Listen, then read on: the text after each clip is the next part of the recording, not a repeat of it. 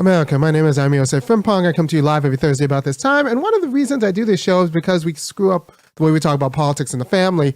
And, I do a series of videos that try to make the case that it is the government's role to help parents raise the kids, not raise the kids themselves. Once again, if we want to do well by the children of these United States, you do it by helping the parents extend and fulfill their rights as parents with regard to their kids. We do it by strengthening families, not by direct aid to the children. Because if you actually determine the children's life by trying to go around the parent, you think, well, I'm helping children, I'm doing well. But actually you're infringing on the parent's rights, right?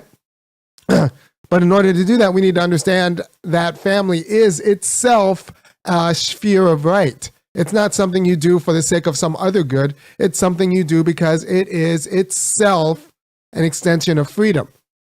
And to try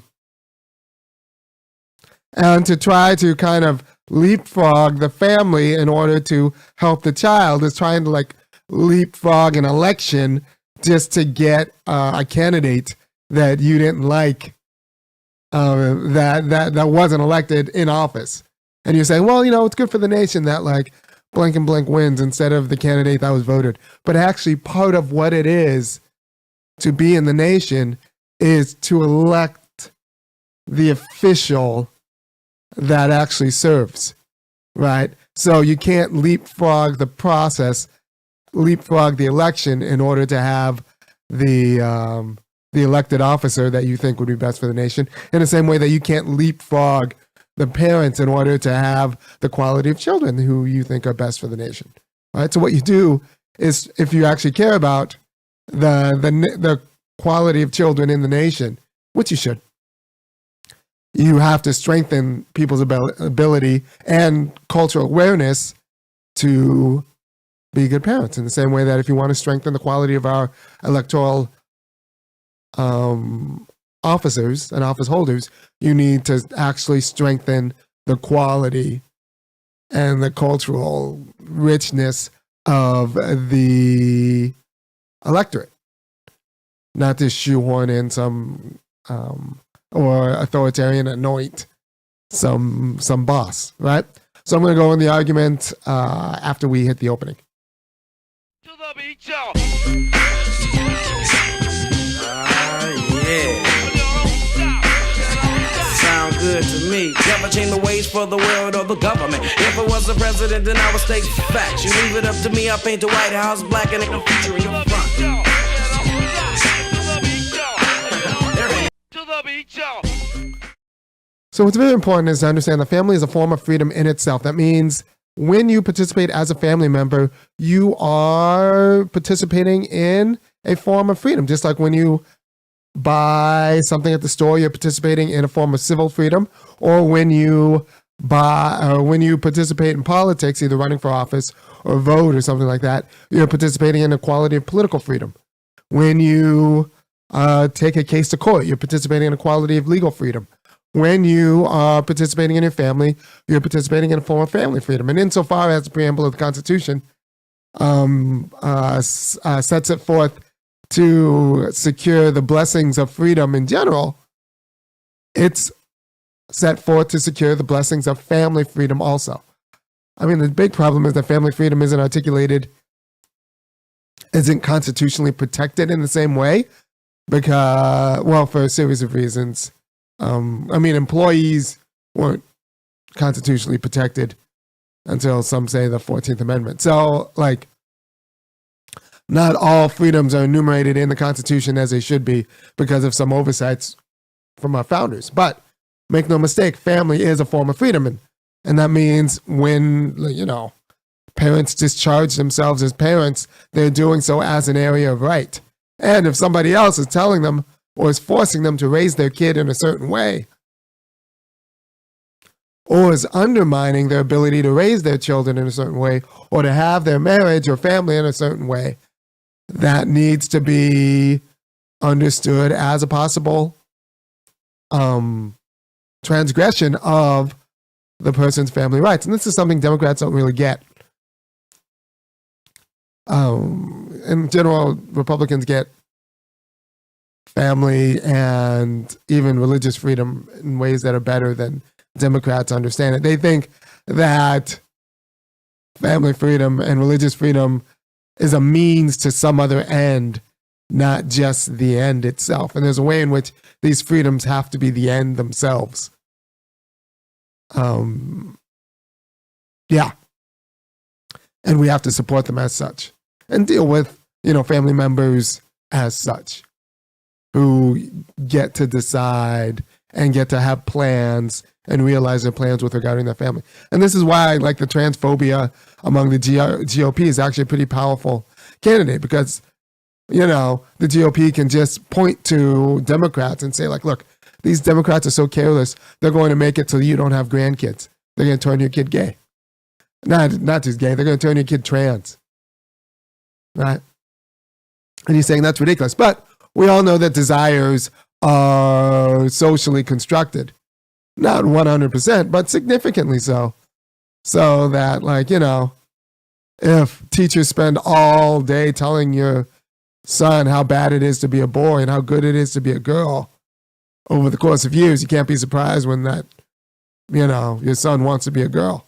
And then that, that might screw up your ideas and your plans for your line, for your family, right? So insofar as, people are scared of Democratic grooming for the trans agenda, it's not,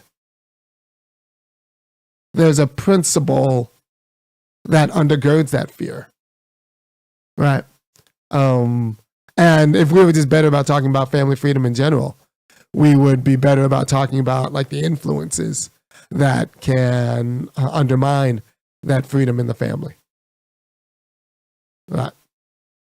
And the ability to kind of craft your family as you see fit, along with your spouse, and, like, you get to do that. That's part of what it is to be. That is a form of self-determination. Just like you get to open the business you like, just like you get to, participate in the politics the way you want to. These are all forms, differentiated forms of freedom, and they can kind of negate each other, which is why they have to be kind of mediated by a quality of legal freedom. But to pretend that the marketing we do in politics or the marketing we do in civil society can't affect the realization of freedom in the family by, telling your kids that, now they don't have to go to college because they were told by their school or they saw a commercial that says that college is unnecessary. That's screwing up your family freedom. Right? I mean, if it's just like one or two commercials, that's not that big of a deal. But if it's an incessant, like, public campaign to tell your kid not to go to college, then that's going to be a problem for family freedom insofar as it gets in the way of the parents actually setting a path for their family. And you can say that it's about the kid, it's about the kids. No, it's about the kid as participating in these different arenas. And one of them is the family. Right? And that should be about how that family wants to raise their kid. Right? So, we need to understand the family as a sphere of right, as not just something that exists for the sake of something other than the family, but actually something that exists so that the family can determine itself. Right? And you need to respect that. And you can't be surprised when people try to protect not just the existence of their family, got to feed my family, but try to protect their right to determine the way of life for that family. The way of life, not just the life, the way of life for that family. Right? Because that's where self-determination comes in. You can exist without being self-determined. Slaves existed. They weren't self-determined because they didn't decide their own way of life. They existed, they lived, but that was an other determined life. So these external determinations that encroach upon the family or treat your family as a means to their end are a problem. And so we need to actually think through, how do we not only help family members, but how do we help families help themselves? Right? So, I talk about the child tax credit was a step in the right direction. I think we should have a better cultural education around these issues in terms of in high school. Like, I think we need to get the divorce rates down, especially unilaterally divorce, because that destabilizes not only the people's marriage who's single party no fault divorce, like that not only destabilizes people's families who are in it, but also destabilizes the culture around families, right? So, I'm going to do I do a free game on Mondays, and I talk about families. And I think this Monday I might talk about how to marry with an eye towards not being divorced, which is something that we don't talk about, and it screws up a lot of families. My parents were divorced, wasn't great for me. I'm not going to divorce my wife. Got a bunch of kids. They're going to grow up with a mother and a father, which is unfortunately more rare than it should be, and who are both together in the home, which is unfortunately more rare than it should be. So I'm going to do a video on that.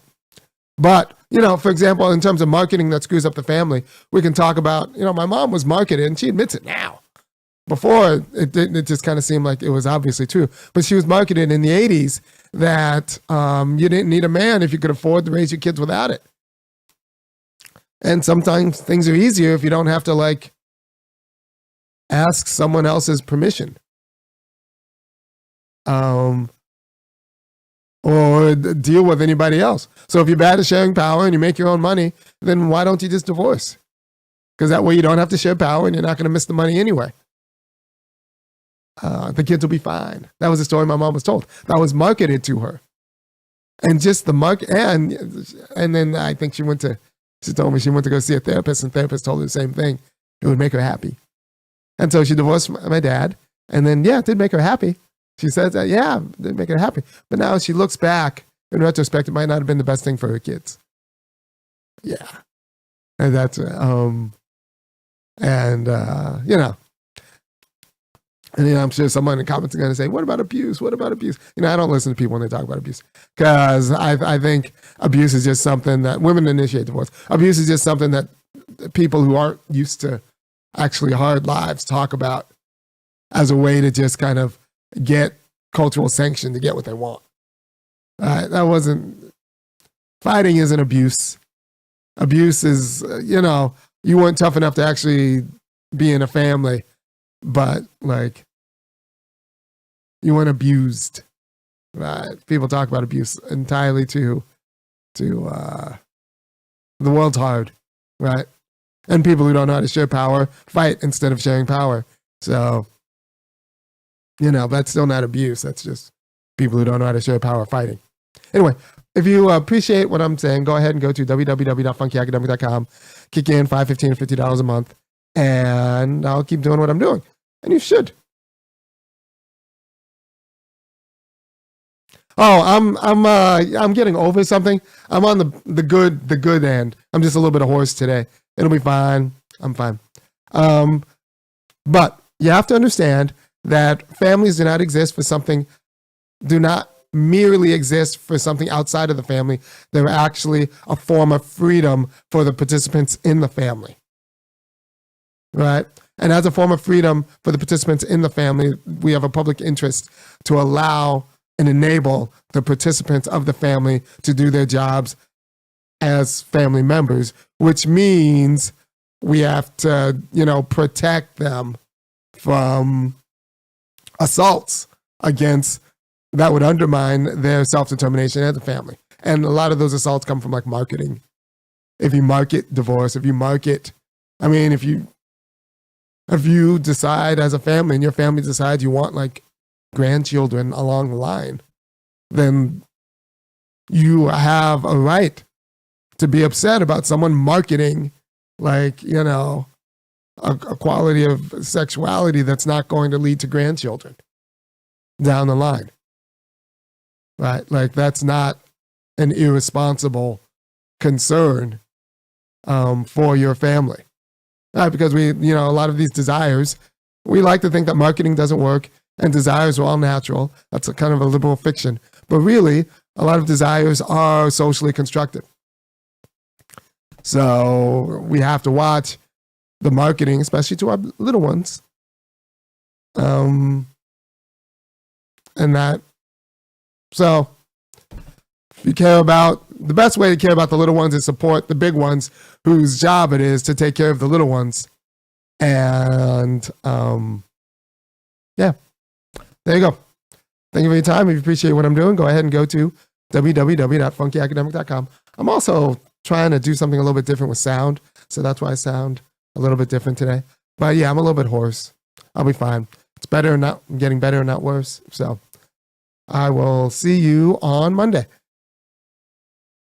when I, you know, talk a little bit about free game.